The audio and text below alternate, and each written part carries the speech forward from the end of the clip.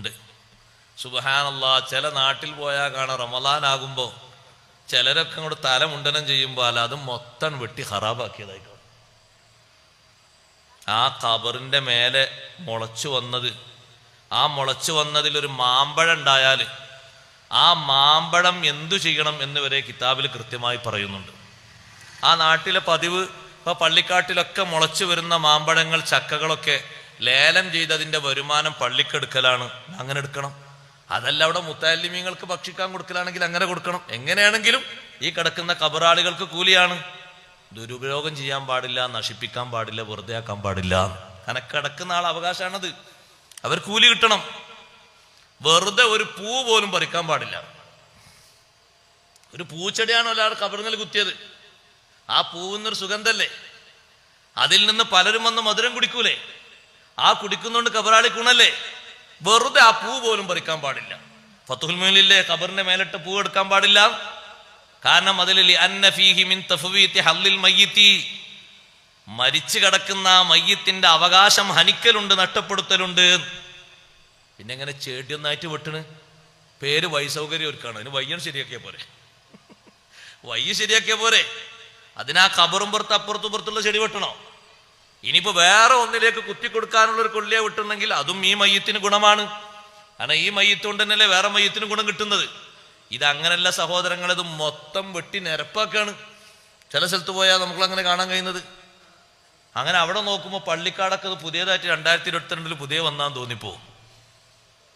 10 വർഷമൊക്കെ നല്ല പഴക്കമുള്ള ഒരുപാട് ഇലകളുടെ തസ്ബീഹ് കിട്ടിയിരുന്ന, പൂക്കളുടെ തസ്ബീഹ് കിട്ടിയിരുന്ന ആ തസ്ബീഹ് മുഴുവനും ആ കിടക്കുന്ന മനുഷ്യൻ ഉള്ളിൽ കിടന്ന് കരയാണ്. പടച്ചോനെ, ഇതൊന്നും പറഞ്ഞു കൊടുക്കാൻ ഈ പള്ളി പരിസരത്ത് ഒരാളില്ലല്ലോ, ഇതൊന്നും ചെയ്യാനോ അറിയാനുള്ള ഒരാളില്ലായില്ലല്ലോ എന്ന് പറഞ്ഞ് വാപ്പപ്പാപ്പാര് കരയാണ് ഉള്ളിലെന്ന്. എന്തിനാണ് നഷ്ടപ്പെടുത്തുന്നത്? നബി സല്ലല്ലാഹു അലൈഹി വസല്ലം തങ്ങൾ 2 ശിക്ഷ അനുഭവിക്കുന്ന ഖബറാളികളെ കണ്ടപ്പോ 2 കൊള്ളി, പച്ച കൊള്ളി കുത്തിക്കൊടുത്തിട്ട് തങ്ങൾ പറഞ്ഞില്ലേ, ഈ കൊള്ളികളുടെ പച്ചപ്പ് നിലനിൽക്കുന്ന കാലത്തോളം ഖബറാളികൾക്ക് അല്ലാഹു ശിക്ഷയ്ക്ക് ലഘൂകരണം നൽകും.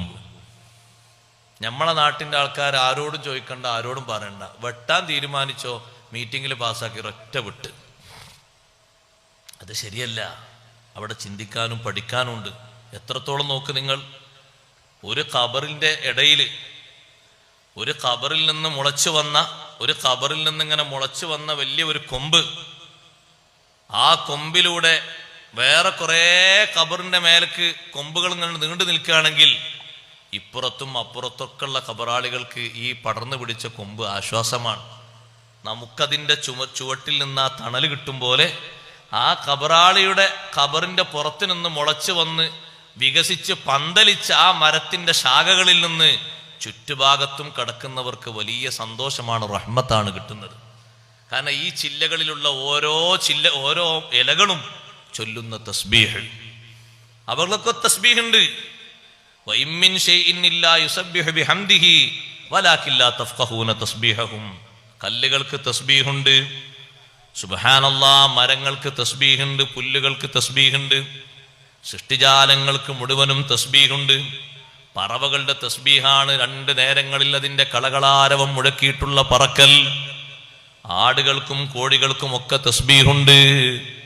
ആ തസ്ബീഹുകൾക്കൊക്കെ വലിയ മഹത്വമുണ്ട്. പക്ഷേ നിങ്ങളത് മനസ്സിലാക്കുന്നില്ല, ഉൾക്കൊള്ളുന്നില്ല എന്ന് മാത്രം.